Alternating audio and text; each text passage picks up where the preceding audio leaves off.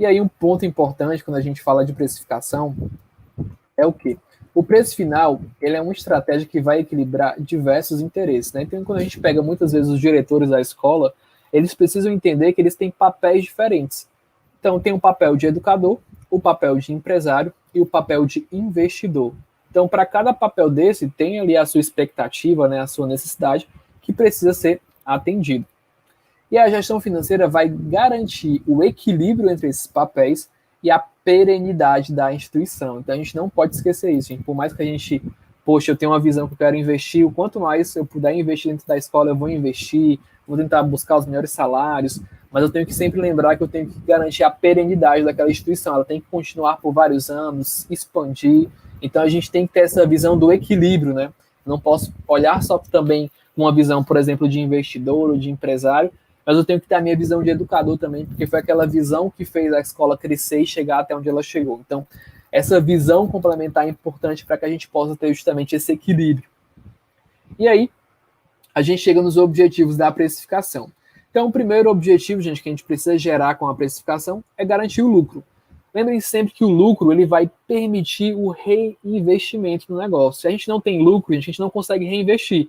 Muitas vezes na sua escola pode ter saldo na sua conta bancária, que aí pode ser o quê? Poxa, tinha umas famílias devendo que foram lá e pagaram a gente. Entrou um valor que não era esperado, tá lá um saldo na conta. Mas se a gente for analisar o mês mesmo, faturamento, despesas e custos, aquele mês não foi positivo. A escola não está gerando valor ao passar do tempo. E isso é importante. Quando a gente gera o lucro, eu posso reinvestir, eu posso ampliar, eu posso pagar melhores salários, eu posso trazer profissionais de ponta no mercado para que eu possa gerar ainda mais valor para as famílias, gente. Sempre pensei assim, precificação, quão maior for o valor que a gente consegue gerar para as famílias, maior vai ser o valor que a gente consegue cobrar. Quando ela percebe um valor maior daquela escola, poxa, seja o resultado, seja o acompanhamento que a escola em si faz, seja questão de estrutura, começa a justificar na cabeça daquela família um valor mais elevado que vai ser cobrado. E para isso a gente precisa ter o lucro para poder investir e garantir esse crescimento. Segundo ponto é equilibrar o caixa. Se eu tiver uma precificação muito ruim, eu posso estar gerando uma situação no qual eu vou ter níveis suportando outros. O que aconteceu muito no ano passado, Tata? Muitas escolas tiveram, no ano passado, uma baixa muito grande no ensino infantil. E acabou que o ensino infantil, né, para muitas realidades, ele não estava se pagando, digamos assim. E os outros níveis que estavam ali contribuindo para poder a escola fechar as suas contas, né? Mas é importante que a gente sempre comece a ver como é que está a minha precificação, desde o lado infantil, do Fundo 1, do Fundo 2, o médio, e eu faço essa avaliação por nível, né? Para que eu possa ver, poxa, no nível fundamental 1, eu estou com necessidade aqui de fazer um reajuste, porque está dando prejuízo, ou não, se eu fizer um reajuste, eu vou ter uma evasão maior de alunos. Então, essa visão de equilíbrio é importante para que a gente justamente não tome uma decisão que vai impactar. Porque, poxa, como eu falei, as escolas não fizeram aumento agora em 2021, a maioria, né? E aí só isso, né, já é um desconto para as famílias, porque você não está reajustando o valor. E se eles, de repente, tivessem aumentado esse valor, poderia ter aumentado a evasão dos alunos, que seria ruim para a escola como um todo. Então, o segundo objetivo da precificação é justamente a gente equilibrar o caixa. E o terceiro, como a gente já falou antes, é garantir o crescimento e a perpetuidade, gente. Então, a gente tem que garantir esse crescimento constante da escola e a perpetuidade. Se a gente não aproveitar os momentos, né, das vacas gordas, né, como a gente escuta às vezes, para poder fazer uma reserva de caixa e depois fazer esse investimento, a gente, quando tiver um momento mais delicado, não vai conseguir ter um saldo para poder reinvestir ou até suportar um momento ali mais difícil, né? Então a gente precisa ter essa visão. Ó. Ah, eu tive um resultado melhor aqui agora, eu preciso reinvestir na minha escola para que eu possa crescer ainda mais. Não posso só me contentar em guardar ali, ter aquele montante, às vezes, parado numa conta bancária, sem estar reinvestindo para poder crescer e melhorar ainda mais a minha precificação, né? Melhorar ainda mais o meu resultado. E aí, gente, eu trago para vocês aqui uma metodologia de precificação que ela é conhecida por 3Cs. Então, são 3 pilares que são avaliados na hora de for fazer a precificação de vocês. O primeiro é o quê? São os custos.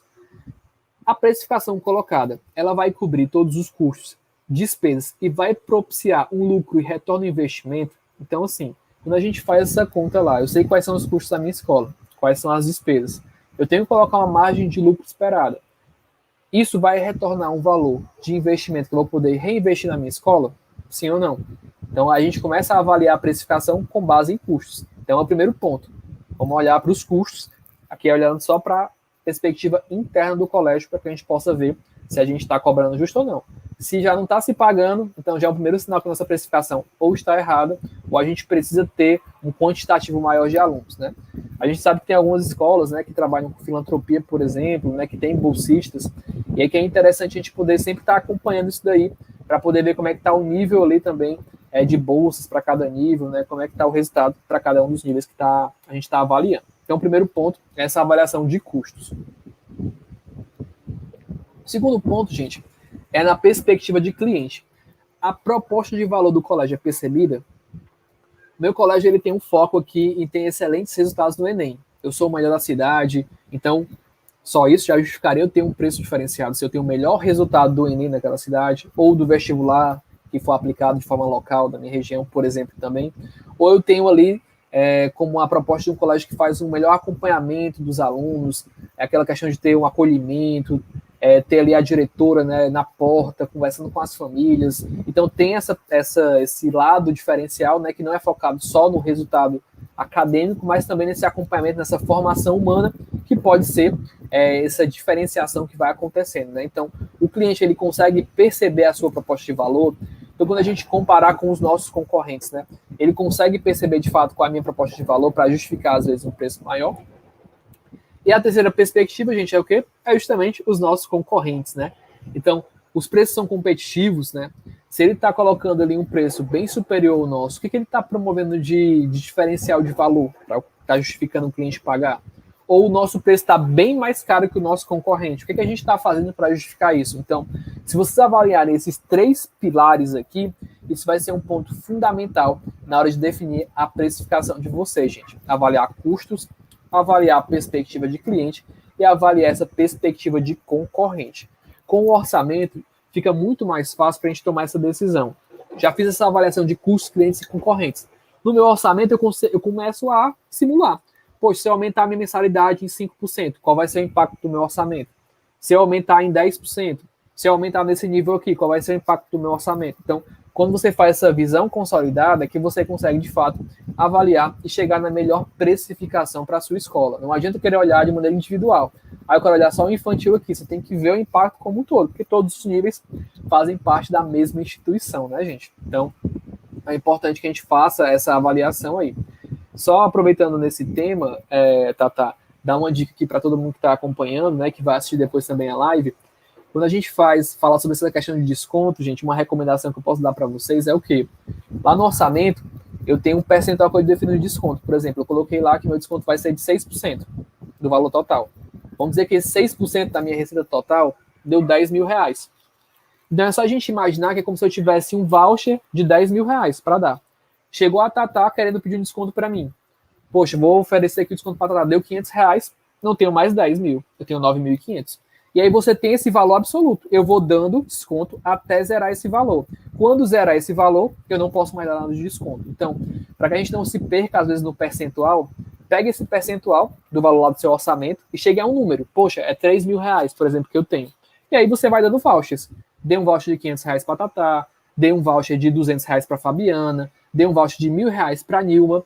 E aí, a partir disso eu vou vendo, poxa, quanto que eu tenho sobrando aqui? Sempre que a família vier conversar com você, você vê lá como é que tá o seu saldo lá de desconto. Poxa, eu ainda posso oferecer desconto? Não posso mais, já zerou o meu voucher. Então, não tem mais o que fazer, já cheguei na minha meta, né, no máximo que eu poderia chegar. Aí isso é importante, gente, para que vocês possam fazer uma boa gestão e ter uma precificação lá também bem interessante, tá? E aí, temos alguns desafios financeiros nesse âmbito de precificação, pessoal. Primeiro é a cultura de desconto, né? Então é muito comum as famílias pedirem desconto, principalmente quando tem aquele cenário, né? Eu tenho 2 filhos, gostaria de um desconto, ou já é normal que o colégio faça isso, né? Já é cultural ali as famílias pedirem algum tipo de desconto. Tem escolas também que promovem aquele desconto de adimplência, né? Os pais que pagam em dia, a gente oferece um desconto aqui para incentivá-los, né, a pagar, tá pagando em dia. Então isso é um desafio que a gente precisa ir tratando, precisa ir resolvendo, porque lembrem sempre, gente, quando eu oferecer o desconto, aquele valor não volta. Aí eu dei o desconto no começo do ano para aquela família, além dela contar para outras famílias que conseguiu o desconto, aquele valor ali, a escola perdeu, não vai mais recuperar aquele valor. Então a gente tem que ter muito cuidado com essa questão da cultura de desconto, de ir finalizando ali alguns descontos que são mais agressivos, né, que são maiores, para que a gente tenha descontos que são mais saudáveis para a realidade da escola, tá?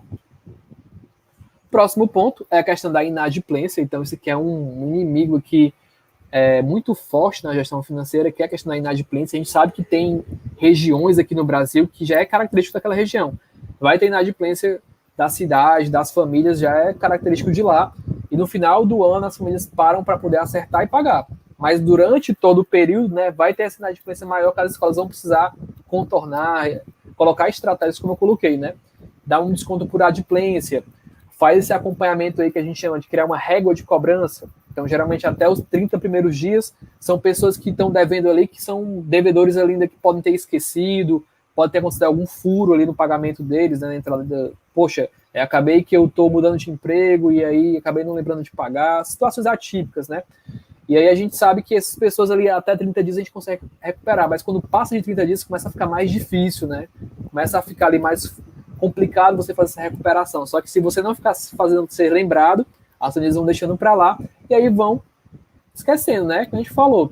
Poxa, se o André não me cobra aqui, eu não vou lembrar de pagar ele. Vou deixar para pagar aqui quem está me cobrando, quem está me mandando mensagem direto aqui, me lembrando que eu preciso fazer. Então, um desafio financeiro, na hora de a gente pensar sobre precificação, gente, é a inadimplência. A gente tem que prever mais ou menos um percentual de inadimplência para justamente a gente já poder já contar com isso aí no nosso planejamento financeiro. Teve uma pergunta aqui, né, Tatá, que acho que foi do Otávio. Isso mesmo, André. O Otávio perguntou assim: é saudável oferecer como padrão desconto por pagamento antecipado das mensalidades? Boa pergunta, Otávio. Aí vai variar muito de realidade para realidade, né? Então, a gente sabe que tem escolas que, quando garantem esse pagamento antecipado, por ter um caixa muito apertado, ela acaba fugindo de ter que pegar um cheque especial, né? Aquele giro rápido, então para ela vale mais a pena, por conta da taxa. Mas tem outras não, que ela já tem uma disponibilidade de caixa bem boa, digamos assim, então ela não precisa ter aquele recurso tão rápido de forma a precisar ter esse incentivo, né? Então vai muito de cada realidade. Se você tem uma oportunidade boa, essa pergunta do Otávio é muito... Tem uma pergunta que é frequente ser feita, Tata, que é o quê? Se uma família quiser pagar o ano todo, o colégio deve aceitar? Poxa, eu quero pagar o ano todinho. Será que eu devo aceitar esse valor aqui e oferecer um desconto diferenciado? A avaliação que a escola tem que fazer é o seguinte, gente. Se eu receber esse valor antecipado agora, eu vou conseguir colocar um projeto em andamento que eu estava ali pendente porque eu não tinha recurso financeiro. Eu vou evitar pegar um empréstimo, porque eu vou ter esse montante que vai entrar todo de uma vez. Então, assim, se valer a pena, poxa, eu vou deixar de pegar um juros com o banco, né? Que pegar um empréstimo com o banco eu vou pagar um juros muito maior, muito menor do que o desconto que eu vou dar para o meu cliente, então vale a pena eu receber antecipado. Opa, não vale a pena. Eu tenho caixa aqui agora, o desconto que eu vou dar não vai ser interessante para a escola, porque eu vou perder esse dinheiro aqui. Então, eu deixo um desconto bem pequeno aqui para só se a família realmente quiser pagar ali logo a anualidade, ela pagar. Mas aí sempre aquela avaliação do caixa. O caixa vai te dar o norte se vale a pena você antecipar o recebimento ou não, certo? Show. Legal, gente. Lembrando que se vocês têm dúvidas, né, vocês podem colocar aqui no chat. A gente já está chegando já para o fim da nossa live, mas enquanto isso, você pode fazer suas perguntas. Aqui abaixo tem um material rico para vocês baixarem, e daqui a pouquinho a gente vai falar o que a gente preparou para as escolas terem mais matrículas em 2022, para acabar de vez com a inadimplência, tá? Continua com a gente, aproveita, pega o link aqui da live, compartilha no seu grupo de colegas de trabalho da escola, compartilha com sua equipe para todo mundo ficar aqui junto com a gente e aprender um pouquinho mais sobre planejamento financeiro. Outro desafio, Tata, que a gente tem, né, pessoal, são os investimentos incrementais. Poxa, a gente sabe que tem escolas que têm estruturas ali de muitos anos já, que precisam fazer uma reforma elétrica, fazer uma reforma no telhado, fazer uma reforma ali na fachada da escola, né? Então, a gente tem que consolidar esses investimentos para que quando eu faço meu orçamento e tenho a minha precificação, eu consiga ter recursos para poder fazer esse investimento. Chegar ao ponto que, poxa, eu não posso mais correr disso, eu tenho que fazer esse investimento, eu tenho que reformar a minha fachada porque as famílias já estão reclamando, eu tenho uma reforma elétrica que eu tenho que fazer na minha escola, que se não fizer vai dar um problema grande aqui e pode atrapalhar as minhas aulas. Então, esses investimentos também são desafios incrementais que a gente tem que passar. Investimentos em inovações, né? E aqui, gente, é importante, a gente tem que sempre ter esse pensamento. Poxa, eu tenho que olhar para o meu presente, mas eu tenho que pensar no futuro. Era interessante que eu tivesse na escola um espaço aqui para eu trabalhar a parte de robótica, trabalhar aqui a parte aqui de disciplinas complementares, né, soft skills, outros pontos que são importantes no desenvolvimento dos alunos, né, esse protagonismo do aluno, e para isso eu vou ter que investir em inovações aqui, em estrutura, como muitas escolas tiveram que investir, né, em 2020, por conta que não tinha essa preparação dessa aula remota, né, do EAD, da aula virtual, né, então comprar notebooks, data show, muitas escolas estão nesse desafio do ensino híbrido, né, de estar ali com alunos presenciais, estar com alunos remotos, ter que conciliar tudo isso, aplicar as provas nos dois modelos. Então, tudo isso são investimentos que a gente precisa ter o recurso para poder fazer, e é importante que a gente tenha sempre esse pensamento, poxa, eu tenho que sobrar recurso para investir em inovação. Eu não posso, sobrou aqui dinheiro, eu vou procurar alguma inovação para poder procurar aqui, ou vão bater na minha porta, eu vou ver que é uma oportunidade legal para eu colocar no meu colégio, ou meu concorrente começou a fazer, que é o pior, né? A gente começou a ficar ali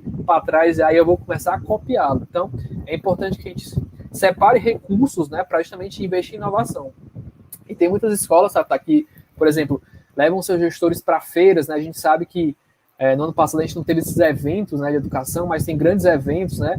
A gente tem aí, berços na educação, né, como a Finlândia, que aí escolas fazem excursão para lá para poder, de fato, entender quais são as tendências na educação. Então a gente precisa ter recurso para poder investir nisso. Se a gente não tiver recurso, não tem como fazer esses investimentos e a gente não vai garantir o crescimento das escolas.